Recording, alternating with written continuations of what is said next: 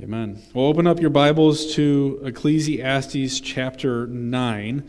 Last week I told you guys we're going to kind of start working pretty quickly through the end of the book. So last week we did all of chapter 8. This week we got all of chapter 9. Next week we're going to do chapters 10 and 11.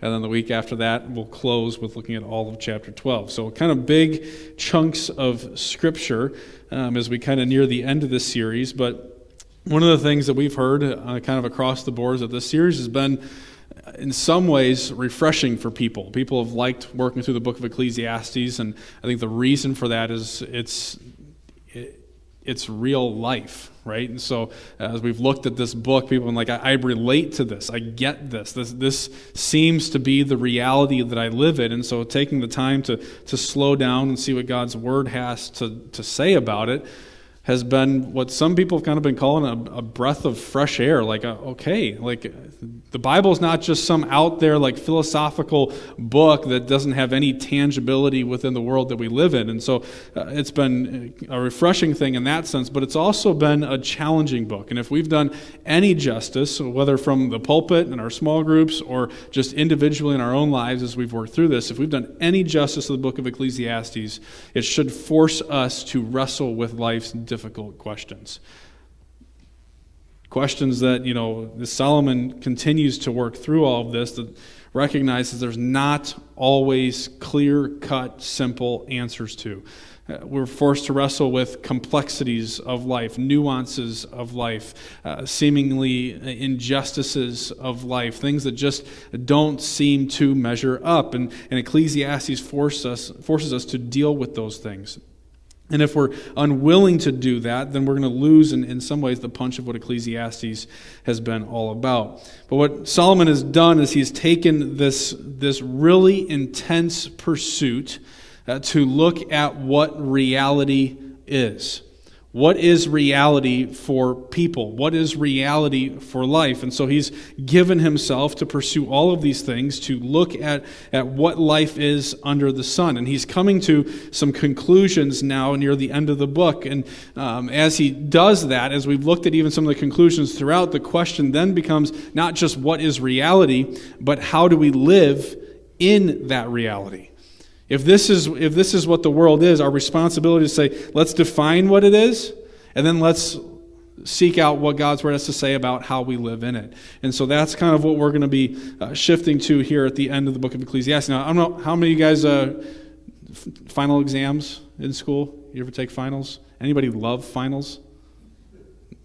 Dude, solo guy, I like it. All right, respect. I just remember like in middle school. Do you guys have finals coming up? Do they do that? No finals at Indian Creek? Not what?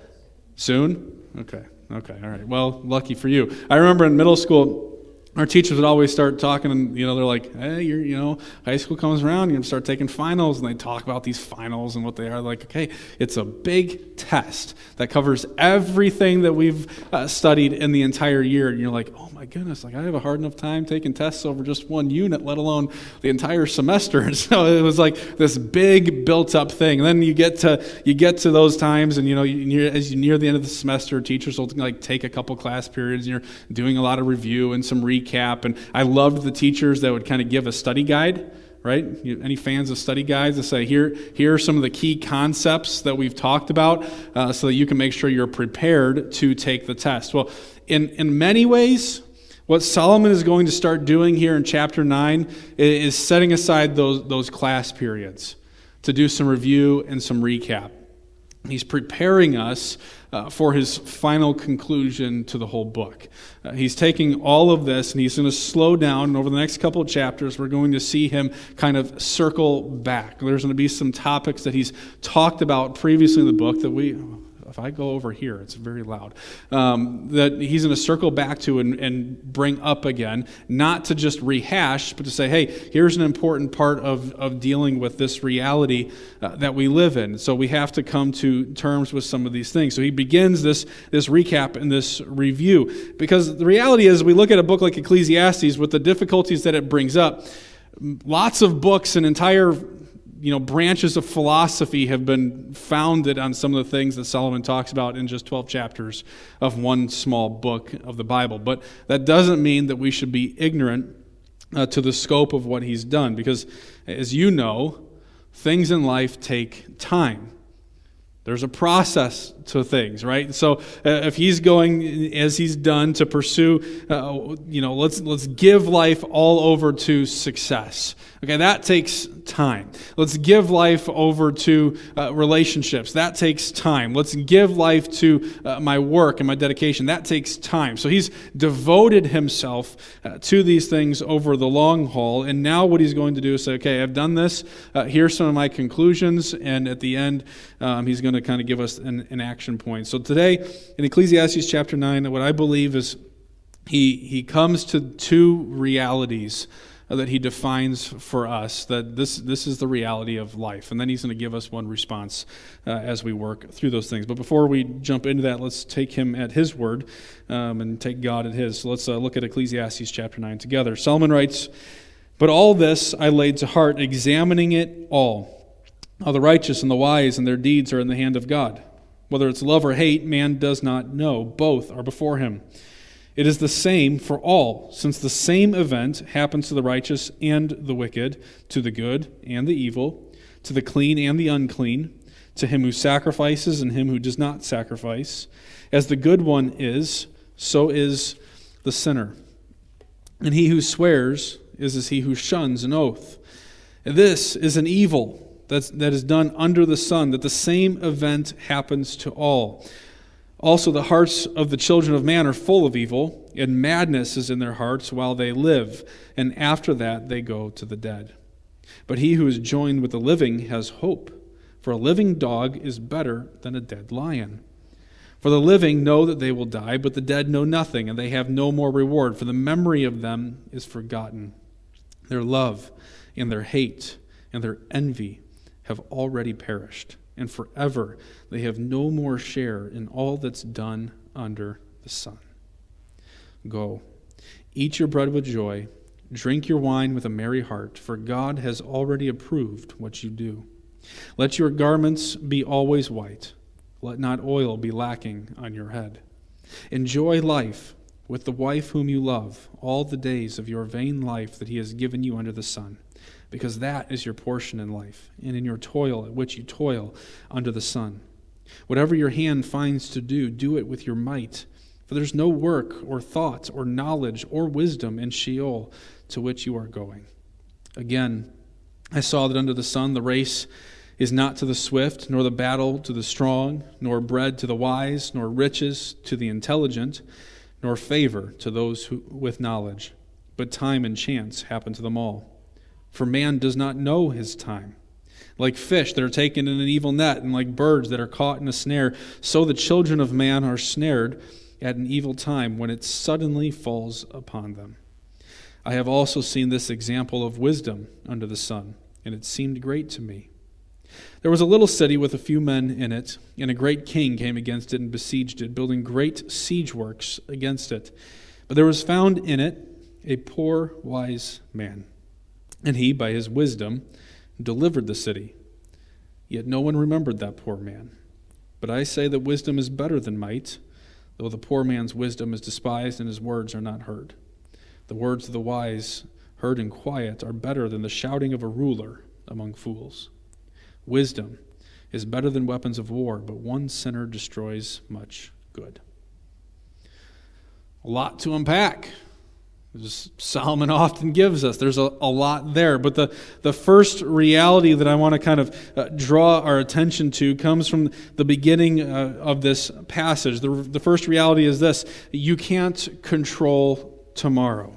In verse 1, Solomon examines how the righteous and the wise and their deeds are in the hand of God. Now, we could stop and ask all kinds of probing questions of this passage. Is it just the righteous? Is it just the good that are in the hands of God? Or what about the wicked? Are they outside the hands of God? What does it mean to be in the hands of God? And you could dive into all of these things. And like I said, you start to see where books have been written on the things that Solomon brings up. But the premise from the biblical context, when Solomon says that these people are in the hand of God, to be in the hand of God, for something or someone to be in the hand of God brings with it the meaning or idea of being within God's control. Now, if you did just a Google search, if you just went on Google and said hand of God or in the hand of God Bible verses, you'll find a whole list of places in the Scripture that speak of being in the hand of God. And you could go through and read each and every single one of them, and you're going to find that theme coming up. That every single time that refers to, to be in the hand of God is to be within His control. And that's not so foreign to us, because even today we use similar language, right? To have your hand in something means what?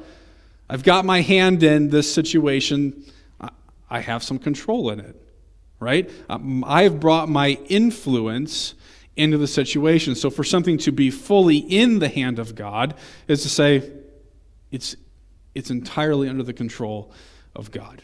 Now, I wanted to draw our attention to Psalm 31 because there seems to be some familial ties here. So Solomon's old man, King David, writes in Psalm 31, starting in verse 5, he says, "Into your hand I commit my spirit." Now, you probably remember who else said that. Jesus said it as he hangs on the cross and breathes his last, "Father, into your hand I commit my spirit." And later in that same psalm, verses 14 and 15, David says, "But I trust in you, O Lord. I say, you are my God. My times are in your hand." To be in God's hand, as Solomon is saying, is to say, we are not within our own control. Now, whether you want to get into the providence and sovereignty of God and what control do we have over our lives, or is it just a matter of us submitting to God, that's all room for debate. But Solomon's observation here is that for in this instance, the righteous and the wise in their deeds are within God's control. How we're going to define that, there may be some room for different interpretations. But to prove his point, Solomon looks at some case studies, right? Because that's what every good person does. They're going to say, they're not going to just draw a conclusion from nowhere. So Solomon looks at life around him. And so you'll notice in verse 2, Solomon starts to talk about these different pairs of people. He has a bunch of pairs of contrast in his passage. And so to kind of drive this home, he's saying it doesn't matter whether it's love or hate, man doesn't know, both are before him. The same event happens for everybody. So what he is saying is, listen, it doesn't matter what path you take. It doesn't matter all the schemes that you may come up with to try to avoid or change the future. You may be able to plan and prepare for tomorrow, but you cannot control tomorrow.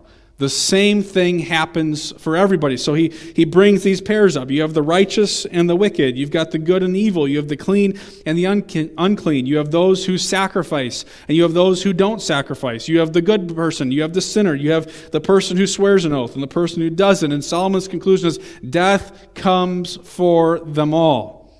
Now, this is not new. Right, this is Solomon circling back to what he has already said so far in his book that he's written. Death comes for everybody. Everybody's going to die. So you want to be good, you're still going to die. You want to live a reckless and foolish life, you are still going to die. So all of these things in and of themselves are of no gain to the permanence of life. So what the point that he's bringing is, you want to be good and righteous, that's great. But what's your reason for it? What's your reason for being good? What's your reason for swearing an oath? What's your reason for being a righteous individual? Are you pursuing those things for your own gain or for what they are? Because God's called us to it. So you want to toe the line, you want to give back to God, those things, the end is out of your control. In essence, what he's saying is no amount of effort, nothing that you can do is going to help you evade death. But doesn't death come as a consequence of bad? And a few weeks ago, Bill talked about retribution theology, and you get good for doing good. If you do bad, you get bad, right? And that kind of thinking is especially prominent in Solomon's day. So he seems to be flipping that whole thing on its head, saying, well, it doesn't really matter in the end, does it? Still better to be wise, he says at the end of our passage today. It's better to be wise. It's better to be wise than a fool. There's certainly a value to it, but what's the end game?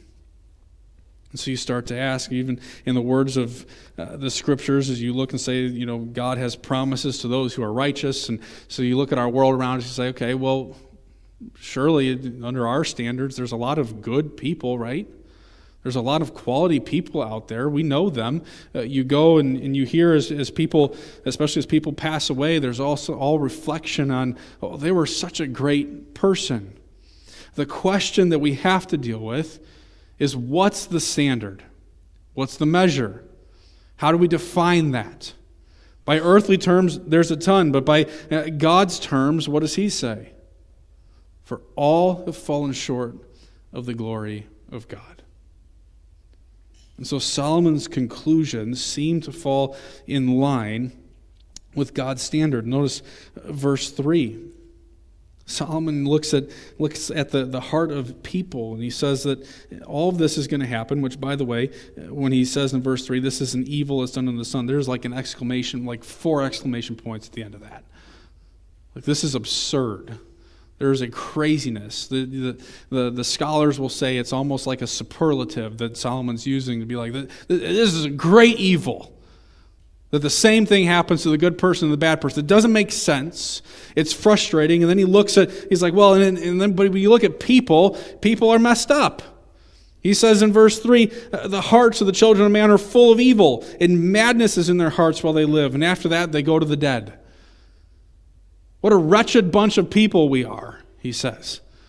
It's brutal to look at humanity, the things that we do to each other, the things that we say, the things that we feel. And so you start to, in some sense, as Solomon's making his conclusions, you start to feel, I think, a level of frustration, if not anger, at what he's seeing. How could this be? This seems ridiculous. That the same thing happens to the good and the evil. Doesn't the law say that if you're good, God's going to bring prosperity and blessing? And why? Earlier in the book, it sure made it seem like Solomon was advocating that it was better to be dead than to be alive. He even said it's better to not even be born. You don't have to deal with all the mess that man does. But here he says it's better to be alive. Even though there's this absurdity to life, even though there's this wickedness in the hearts of man, it's better to be alive than to be dead. Right? And he says that a living dog is better than a dead lion. Now, in Solomon's day and age, the living dogs are not like our fluffy, friendly pets that we have at home. I was reading this earlier this week, and Ollie's laying on the floor right next to me, and I'm like, what's so bad about Ollie? Ollie's great. I love Ollie, a good golden retriever, friendly, likes to be involved in things. That's not the dogs that Solomon's talking about. And there's still parts of our world today that operate under that. When I spent a month in Ghana on a mission trip, there are wild dogs, and the people there say, keep your distance. Don't mess with the wild dogs because they're there and they cause trouble. They ravage for food. They're aggressive. They're not friendly. They're mutts. And the people are like, they're just kind of a nuisance to life, to society. And Solomon's saying, listen, humanity are the wild dogs. But it's better to be a living dog than a dead lion, a creature of nobility, of strength, of honor. Better to be alive than to be dead. So despite all of this, despite the complexities and the nuances, it's better to at least have life.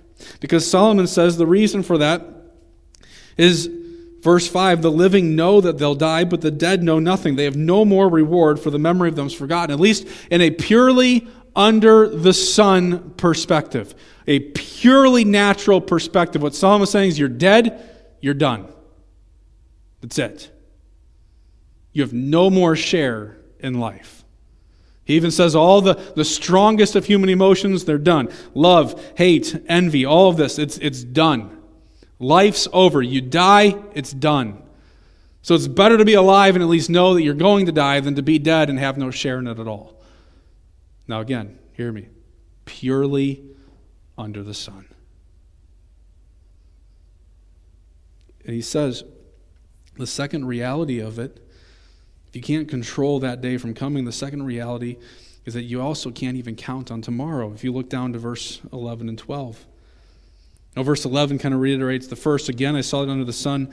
The race is not to the swift, nor the battle to the strong, bread to the wise, riches to the intelligent, favor to those with knowledge, but time and chance happens to them all. You can't control tomorrow. Verse 12, for man does not know his time. You cannot count on tomorrow. And he uses these two examples of fishing and hunting. Example one, fishing. Fish going throughout their day, and they run into an evil net, and they're just doing life, full of life and vibrancy and energy, and next thing, death sentence. It's assuming that Nemo's not around to say, swim down, right? And they break the net and all go free, right? Alive and then dead. Second example, hunting. A bird going about their day, gathering food, living life, and next thing they know, they're in a trap, death sentence. They're done. And Solomon says the very same thing is true for humanity. That the children of man are snared at an evil time when it suddenly falls upon them. So number one, he's saying, listen, reality is we need to come to terms with our mortality. Whether we're young, whether we're old, we have to come to terms with the fact that one day I'm going to die. I don't know what day that's going to be. I can't control when that day is going to come. And it might be tomorrow. I just don't know. The difficult realities that we have to wrestle with. Now, surely we know there's times when we see it coming, but it's one of those things. Bree and I have been wrestling with it. This summer, her grandpa passed away, and it's been really hard for her family because it was very sudden, very unexpected.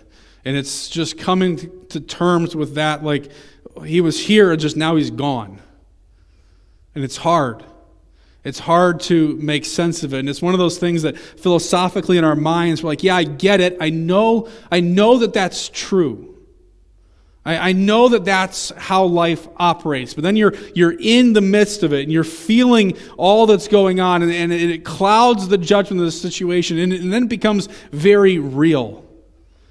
And so in many ways, Solomon is beckoning us to say, wisdom says we come to terms with these things. Wisdom says that these are the realities in which we live. And they're difficult realities. There's nothing easy about this. And I know that they're complex and they're hard and they're difficult things to come to terms with. But what he's saying, in essence, throughout the whole book is that if you want to find the good life that God has given us under the sun has to come in view of these realities. You can't dodge these things. You can't neglect to wrestle with these things. They are a necessity to coming to the place of living the good life. And what is that? In view of these two realities, he gives us a response. A response comes in verses 7 through 10, which quite frankly is the greatest of the Carpe Diem passages in the entire book. That's why I've titled the series, or the sermon today, Carpe Diem, right? Seize the day. Make the most of today, because it seems that's what Solomon's saying. He says, in view of all of these things, in view of the reality that we're going to die, in view of the fact that we can't control or predict when that's going to happen, go, eat your bread with joy. Drink your wine with a merry heart, for God's already approved with what you do. In other words, cherish what you've got today. Cherish what you have today, because tomorrow you don't know if you're going to have, and you can't control when that day is going to finally come. So enjoy today for what it is. But if we're honest and we think for a second, that's a dangerous place to sit.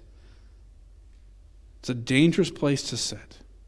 Because on one hand, you could take something like this and you could look at it and people will do it. They'll say, here's my license to just do whatever I want. Eat your bread with joy, drink your wine with a merry heart. Some people look at that and they'll be like, dude, see, enjoy a glass of wine on the Lord. The Lord already approves what you do, so it doesn't matter. I'll just do me. And the danger is that we can start to live for today. Not in today, not in the moment, but for the moment.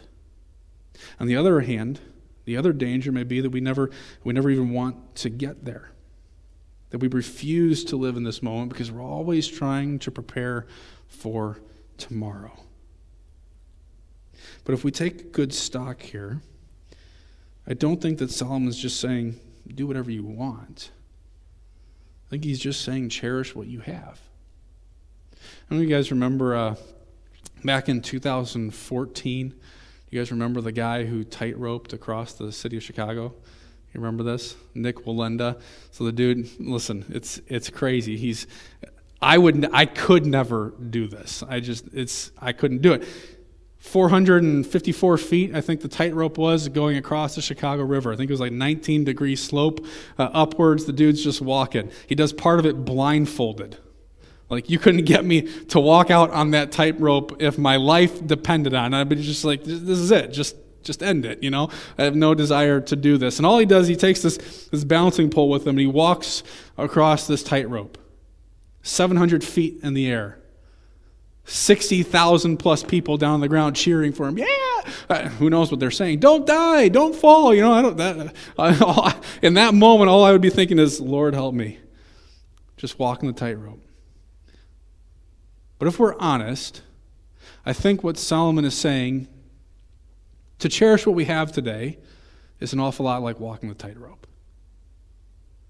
There's danger on either side. It's a fine line that we walk. A fine line. You take a misstep left, you fall 700 feet. You know what happens. Take a misstep right, 700 feet. You know what happens. It's a fine line that we walk. And Solomon, I think, is calling us to think about that line, to walk that line carefully. Right? Go, eat your bread with joy. Drink your wine with a merry heart, for God has already approved what you do. Let your garments be always white. Let not oil be lacking in your head. Enjoy life with the wife you love all the days of your vain life that he's given you. Whatever your hands finds to do, do it with your might, for there's no work or thought or knowledge or wisdom in Sheol. Right? And so he says, listen, these things, enjoy them. Cherish them. But that fine line can become, man, I am living for these things. 700 feet. You know what happens. The other side of it would be like, I'm not going to enjoy them at all because, life has nothing to really enjoy because, man, isn't it a brutal reality that I'm going to die someday and I can't do anything about it, so that's pretty hopeless. I feel pretty helpless, so now I'm just going to sit and mope in the world that I live in. I'm not going to enjoy the life that God's given me. 700 feet, you know what happens. You walk the tightrope. You walk the tightrope, and the important thing is this. It's that balance pole that he has. That as you walk across that tightrope, this balance pole takes and absorbs the inertia of our foolishness to help counterbalance where we are falling aside. That's wisdom. Wisdom says that as you walk this line, we have a propensity. I'm going to lean. I'm going to lean at times one way towards only preparing for tomorrow. And wisdom says, well, hold on. We need to balance. Sometimes I'm going to lean a little the other way and I'm going to say, I'm just going to live it all up for today. Who cares about tomorrow? And wisdom will say, well, hold on. We need a balance. Because it's not just that Solomon is saying, just live for the moment, because what he has already said is, tomorrow may still come. So if you only live for today, and some people do that, some people only live for the day, that will be your ruin and your destruction for tomorrow. So foolishness says, live for the day. Wisdom says, live in the day. There's a difference, right? There's a difference. So we walk that tightrope.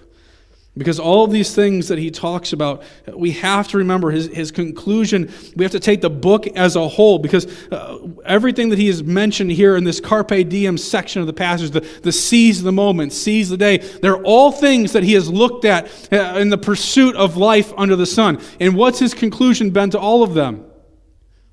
Vanity, smoke.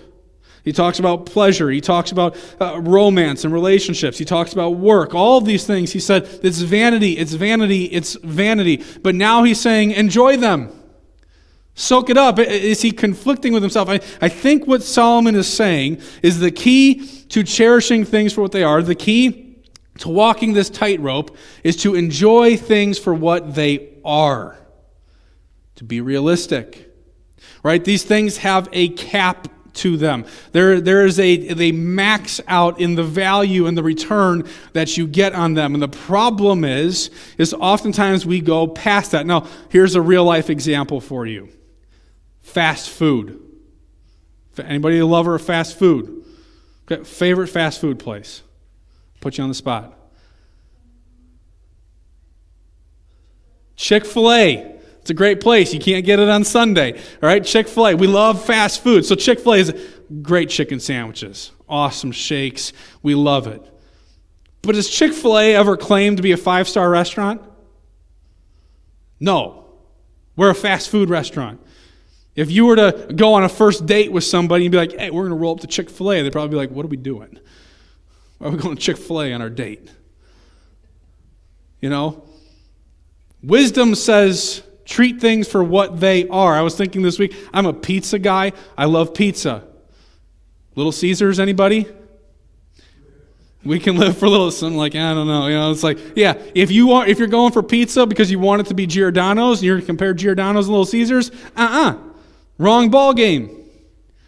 Little Caesars doesn't claim to be the best pizza. They claim to be hot and ready for $5 or $6. For that, pretty good pizza for $5 that you can walk in, get it, and walk out. Solomon's saying, enjoy things for what they are.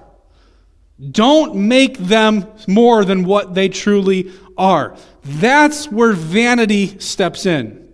Vanity steps into the situation when we start treating fast food like 5-star restaurants. It's foolishness. There's nothing there. It leads to frustration, to disappointment. You got a food critic that's going to walk into Chick-fil-A and they're going to sit down and be like, wow, this could be better. Fries were a little cold today. They're waffle fries. Not everyone's big on waffle fries. Don't treat fast food like it's a 5-star restaurant. That's Solomon's point. There is value and there is good in each of these things. There is good in being able to enjoy the food that we have and to drink wine with a merry heart. There's good to, the verse 8 is a very festive thing. Let your garments be white, put oil in your head. He's talking about a party, but what he's not saying is just always go to parties, like live for the party. That's not his point. His point is, it's good to be happy, to be joyful, to celebrate. Like, that's a valuable thing. It's good to enjoy your spouse and the loved ones that we have in our lives. It's good to devote ourselves to our work and to work hard at it, whatever it is that we're doing. Whether it's our job, whether it's school, wherever God has placed us, there is a good in investing there. But don't treat fast food like a 5-star restaurant. Solomon's example of it. Verse 13. I have also seen this example of wisdom under the sun, and it seemed great to me. And here's this example. There's a little city with a few men in it. A great king came against it and besieged it and built great siege works against it. Hopeless, done deal. City's done. What do they have to stand against a king like this? An army. But there was found in it a poor, wise man, and he, by his wisdom, delivered the city. And right there, we're like, dude, like if you're reading through this, you're like, what did he do? What did he say? What was the strategy? How did this poor wise man save the city? Like, can we get a movie about that? They can write a book about this guy? And that's where Solomon says the greatness of this example isn't in the wisdom of the poor wise man. The greatness of the example is in the response to his wisdom. It says, yet no one remembered that poor man. Doesn't even mention his name. No one remembered him. But I say, wisdom's better than might, though the poor man's wisdom is despised and his words are not heard. What makes that example great to Solomon is you have this massive demonstration of the value of wisdom. And even that isn't remembered and celebrated. But it's still good to be wise. It's still good to be wise. The words of the wise heard in quiet are better than the shouting of a ruler among fools. Wisdom is better than weapons of war, but one sinner destroys much good. And we're going to next week get into this, and there's going to be a lot of, here's how wisdom is better. Here's why wisdom is still good. But even wisdom, Solomon says, falls into this category. Don't treat fast food like a 5-star restaurant. Even wisdom itself, don't put all your eggs in that basket, because at the end of the day, what? You can't control tomorrow, and you can't count on it either. So the key of what Solomon's saying here, the key of this Carpe Diem passage is cherish what you have for what it is. That's what he means when he says God has already approved what you do. God's given the blessing for this. Not to go and make things idols, not to go and make the things that we enjoy and get to participate in this life idols, where we begin to worship them, where we live for them. That's where God says you're crossing a line. You're treating fast food like a 5-star restaurant. Dial it back. Enjoy Chick-fil-A for what it is. It's Chick-fil-A. Enjoy Little Caesars for hot and ready $5 pizza. If you want to make it more than that, vanity steps in and you walk in a dangerous place. 700 feet, you know what happens. Wisdom says, all right, here's the days that the Lord's given me. Instead of holding them too tightly, I'm going to learn to hold them with an open hand. The Lord gives and the Lord takes away. Blessed be the name of the Lord. Because these things don't define me. God does. God is greater. The fear of the Lord is the beginning of wisdom. So we submit to God. You want the key to living a good life? Solomon says, listen, don't hold the things of this life too seriously. Don't hold on to them too tightly. Because these things will disappoint if you place your stock in them. But cherish what you have today, because tomorrow it may be gone. There's a value in this, a value to seizing the day for what it is. Again, Solomon is beginning to circle back, and he's taking these things that he's talked about, and he's saying, here's our review. Here's our conclusions, so that at the end of the book, he can say, here's the answer. This is the beginning of the review. Okay?